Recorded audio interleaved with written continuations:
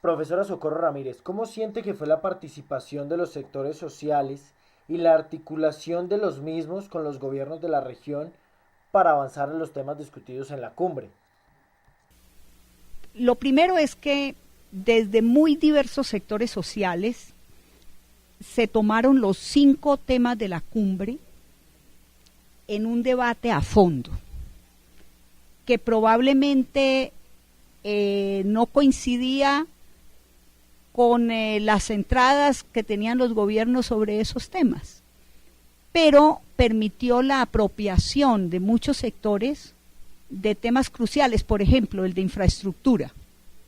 ¿En qué va la conexión de las Américas? Y cómo esa conexión está sirviendo al desarrollo sostenible o al contrario, está acabando culturas, está arrasando territorios, está dilapidando recursos. Ese fue un tema muy fuerte, especialmente desde las comunidades indígenas y desde las comunidades negras, cuyos territorios generan una voracidad tremenda frente a multinacionales, especialmente los recursos mineros y energéticos, pero también las maderas. Entonces, ese fue un tema muy importante de cuestionamiento del modelo de desarrollo extractivista, de los impactos. Creo que cada tema tuvo una mirada específica desde los actores sociales y digamos que hubo una ganancia en el sentido en que esos debates permitieron conexión de actores hemisféricos de uno u otro país y algunos planes conjuntos de acciones, de iniciativas. Por ejemplo, el tema de riesgos naturales. Para muchos actores sociales, los más vulnerables, hay una gran preocupación porque el aumento de fenómenos naturales que pueden generar catástrofes, que tienen origen natural, pero que han sido una acumulación de mal uso de los territorios o de desastrosas políticas de desarrollo o de extractivismo. Los sectores socialmente, económicamente más vulnerables son los más vulnerables desde el punto de vista de los riesgos naturales. Y esa vulnerabilidad también se ve luego en el tema de acceso a nuevas tecnologías. La brecha digital es la misma brecha social. Entonces, esa insistencia en mostrar las conexiones de esos temas, sin duda que fue un gran aporte y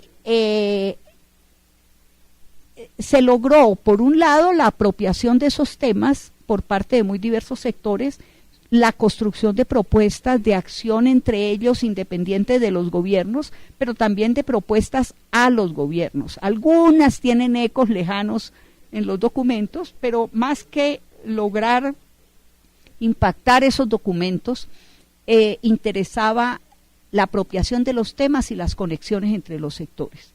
Y lo que sí fue muy positivo y muy novedoso fue el diálogo en la clausura de la cumbre social, que eso no se había presentado, el que los gobiernos se sentaran a oír a cada actor social, se refirieran a sus propuestas al más alto nivel. Creo que eso fue un logro positivo. El tema de presupuesto ha sido muy debatido. Hay sectores muy críticos respecto al gasto hecho para lograr apenas un TLC y un desarrollo en el tema de las visas y la ampliación del tiempo de la duración de las mismas. ¿Cómo lo ve usted, profesora Socorro Ramírez? ¿Fue una verdadera inversión para acercar a Colombia como socio de la nación y como socio de los países de Latinoamérica, como lo quiere ver el gobierno? A ver, yo creo que sin duda que el gobierno hizo una inversión en su política de inserción del país en distintas dinámicas internacionales. No hay duda de que mostró un país con capacidad organizativa, con capacidad de generar diálogos, un espacio de encuentro de procesos, mostró un país en cambio, y todo eso, digamos, que le deja unos créditos favorables para un papel distinto en la inserción internacional. A mí me parece que la perspectiva de jugar de puente se quedó corta y no fue coherente. Y en ese sentido me parece que un país como Colombia, con muchos problemas en su inserción internacional, de la noche a la mañana no puede transformarse solo por voluntad en ese eslabón que articula. Creo que Colombia tiene que pensar en una relación con Brasil. Nosotros en la misión de política exterior hicimos una propuesta al gobierno cómo un acuerdo con Brasil le puede permitir a Colombia un papel activo internacionalmente.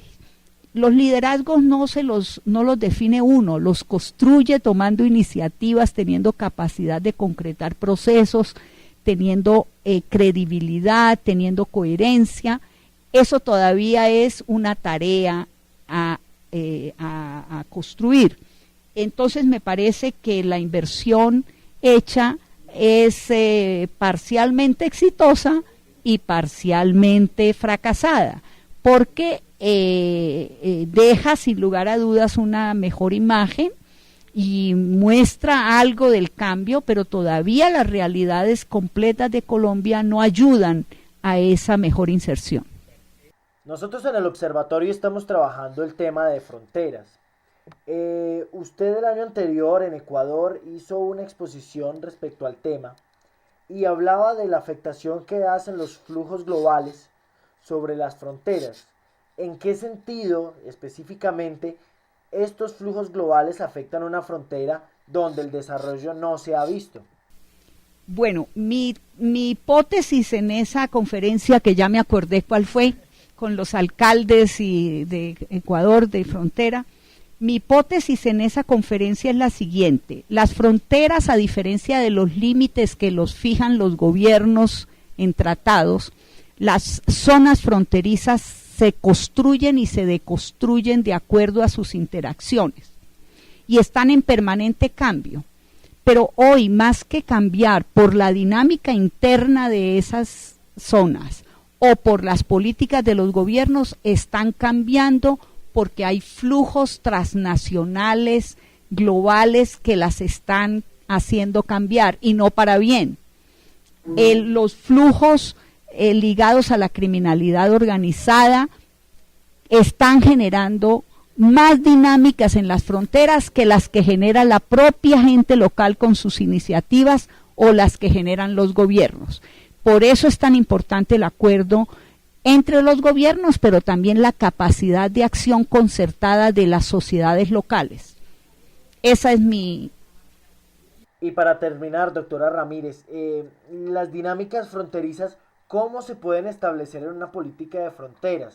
¿Cómo hacerlas funcionales para vincular estas dinámicas de frontera a través de la formulación de política pública? ¿Qué nos puede decir al respecto?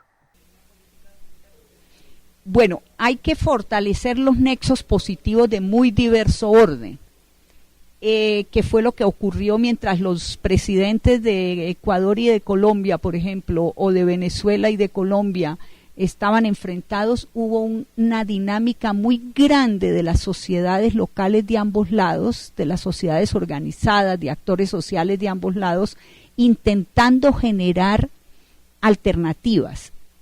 Eso no puede ser un proceso espontáneo, informal. Los gobiernos deberían incorporar a todas esas iniciativas ciudadanas, locales, fronterizas, para construir los planes de desarrollo. Ya hay un avance. Los gobiernos de Ecuador y de Colombia fueron capaces de construir un plan de desarrollo para la frontera compartida. Bueno, estas iniciativas ciudadanas tienen que ayudar a ser parte de la definición de esas prioridades, del tipo de proyectos, del tipo de iniciativas y de posibilidades de darle forma a esa vecindad.